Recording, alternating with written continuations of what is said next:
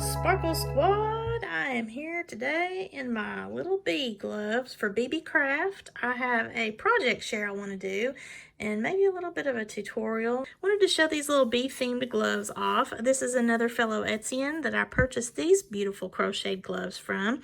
Her name is MB Gloves and Mittens, and I will put her shop link below. I just love these, and this is of course my Sparkle by Monica pink color. Love it. So let me know below in the comments, what do you think about my little bees for Beebeecraft videos that I do. I couldn't help myself. I had to get them. With the earring set that I got with these little flowers and the metal components and some teardrop beads, I'm going to make the earrings now and show you what that looks like. I think I want to do some pink drops. Or no, you know what? Do the green drops. Why not? I could do like these pink and blue. I think I'll do that probably for myself. Or I could do these. Now, with what I'm fixing to do here on these, I'm going to need some glue. So I've got some different types of glue here. I've got some super new glue, which is really watery. It's very fast drying glue, but it's very liquidy too. So this might not be something you want to do. And because I have filigree, so much of this filigree here, I might not want to deal with that. Another good one is this jewelry and bead version of the E6000 glue. The problem that I have with E6000 sometimes, because I don't use a whole lot of it when I open these up, is that no matter what, even though you've got the caps and the covers and the little components that go in there so that you can squeeze the glue out and then cap it off, it still dries out. It gets kind of clumpy and gummy after a long time. I'm just not a huge fan of gluing stuff onto metals anyway, but I mean, that is probably my favorite, is the E6000 for jewelry and bead. And then I have this Dazzle Tack jewelry glue. It's a quick grab, crystal clear, shockproof, incredibly strong glue, and it does a lot in the way of E6000. There's a little bit less strong smell from this Dazzle Tack, but no matter what type of glue you're using, you always want to have good ventilation. So this is the little box that I got in my haul, and I will put that video below. And you can see I've got all sorts of different little component pieces here. I've got these and some circles and some squares or diagonals, however you want to say that. I'm going to need some ear wires, so let me just go ahead and grab 2 of those out. I will need some head pins here, and it also comes with those little head pins, and you don't need very long ones because you're only going to put 1 bead on there. If you do want to put more beads on there other than just the little teardrops that comes in your kit, of course you'll want a longer head pin. So these have the connectors, these little loops here, these connectors, and that's how it's going to hang off of the ear wire like this. So I'm going to use the smaller of these little roses and put on either the square or the circle. Ooh, that looks pretty, doesn't it? So that looks pretty cool, but I like this for more of a bracelet. Today, I think I'm going to go ahead and do these squares because I kind of like that shape. And if I do the rose on the shape and then have the dangle there, that'd look pretty cool, wouldn't it?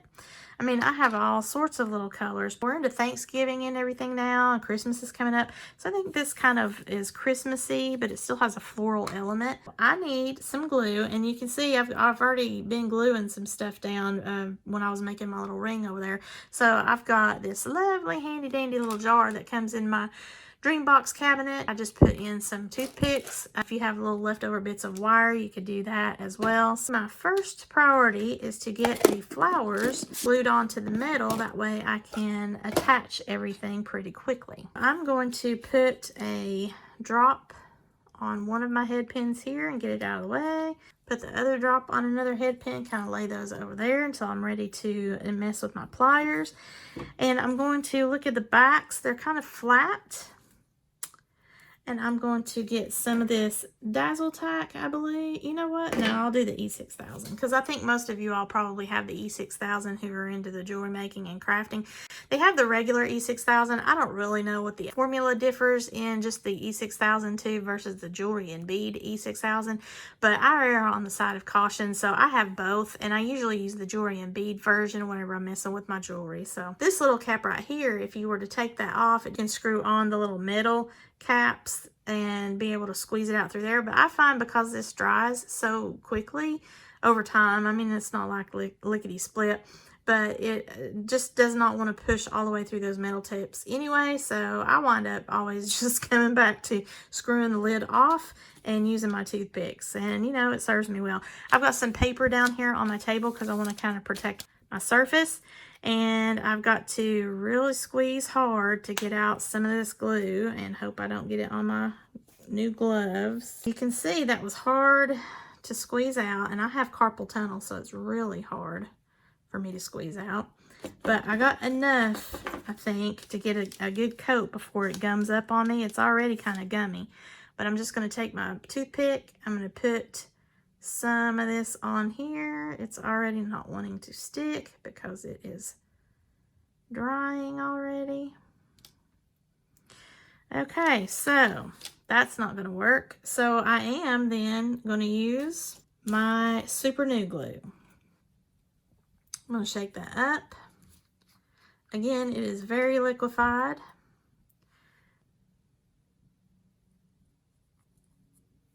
Okay, I've got that on the back of my flower, and then I'm just going to put that on my piece. And I'm going to try to get it here in the middle. It's going to dry pretty quickly.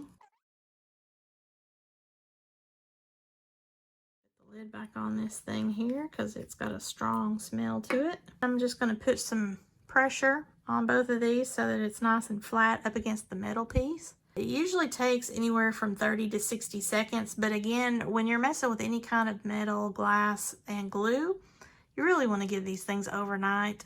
If you want some extra oomph on there, of course you can use your more gluey glues like this Dazzle Tack, or less gummy version of your E6000. E6000 would have been better to have like a grip, but as you can see, mine is just, it's too gummy. So really and truly, I need to go ahead and just throw this away and get a new tube of it.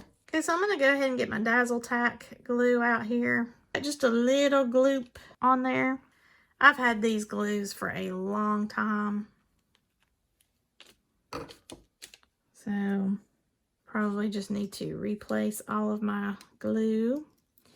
So I can tell that by doing that, it had something to kind of hang on to a little bit better. This is going to be a situation where I'm going to have to let it dry overnight. But if you do use hot glue, keep in mind that hot glue will just break right off of metal. So they do, I think, make a version of hot glue that is for jewelry. But you need to look into that because I have never used it, but I've heard some people really enjoy it. So, I mean, if you like using your hot glue gun for everything. Otherwise, just regular hot glue, if you put it on there, then it's going to be very easy to just peel off. Once that dries, if you want to then hit it with some of this here on the back of that, because you've got a little bit of now dried gummy glue on the back, but once you flip this piece over, just let it have a touch more of this super new glue. That way it kind of goes in between the lattice on the back side and fills in any kind of gaps of the gummy glue and the pre-existing super new glue, and just kind of helps make an amalgam to further stick on, and then just let it dry overnight again. Then you should be good to go, no problem, if you're like me and you've got some kind of dried out glue. Because again, I've had these for, I know every bit of, well, I've been moved now for 2.5 years, and I'm just now getting back into jewelry, so it's at least 2.5 years old, and I'd say I had it for a year before we even moved. So there you go, it's pretty old glue. While these are drying, then I'm just going to take these head pins that I've got my beautiful teardrop beads on. So I'm going to take my round nose pliers on the very end, and then I'm going to have a nice good grip here on this teardrop bead, and I'm just going to pull the end over to where it's a 90-degree bend, so I don't even have a neck. And I don't need the neck because I'm not going to be doing any kind of a wrapped loop around that neck. So as close as I can get to the bead, that is where I want to be, so I don't have a whole lot of movement. And then I can trim off a little bit of this tail, probably about right here, so that I can roll in and make my loop, my simple loop. I want to shield my eyes when I do those cuts so that I don't have that piece just come up and hit me in the eyeball. But I'm going to come over here with my round nose plier again.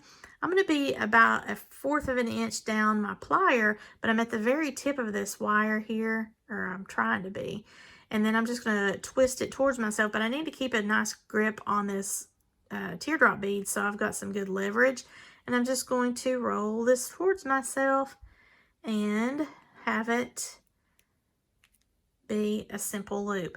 Now you can see how I've got this down kind of into the bead itself. It's more teardrop like the bead in the way that I did this simple loop, and that's fine because this actually keeps the bead pretty stable. It's not going to do any major turning around unless I'm just, you know, flipping around with it on my fingers, which is fine because I don't have any design on any particular side of the bead. And it looks lovely here just as a simple loop. And then I'm going to do the same thing on this other earring here. Now, as far as my ear wires and everything, I'm going to put those on just as I always do. And that would be to open and close the door just like I do a jump ring. So I'm going to use my bent nose pliers for that and bend this down here. Open this up towards myself so that I can pop this onto my ear wire. I'm going to try to do this. They might not be dry enough though. Very carefully put this on. Close the door. It'll be nice and secure. And then I'm going to open this other ear wire and do the same thing. Okay, so I'm going to open up this loop and put this on. Now I want this front facing, so I got to be sure I put this on the correct way. And I'm trying to be gentle because it's not dry yet. So I want to close the door by going away from myself again. Now this one did not fall off just yet, so that's awesome. And I'm going to let it dry overnight. Now I want to put my teardrops on here. To have just a little bit of an extra dangle, I'm going to grab some smaller jump rings and put those on the bottom. Okay, so I went and got some of my little 3 or 4 millimeter size jump rings, and I'm going to open these up. I just got to find where the little slit is. So I'm going to have my flat nose pliers on the left and my bent nose pliers on the right because I like to do the action with my bent nose. I'm going to push this away from myself to open the door. I'm going to grab one of my teardrop dangles, and then I'm going to grab one of my earrings here and try to gently put this on without knocking the flower off because it needs to dry overnight. Pull this back towards myself to close the door. Then I need to do the same thing for my other teardrop bead, so I'm going to turn this over and find the slit.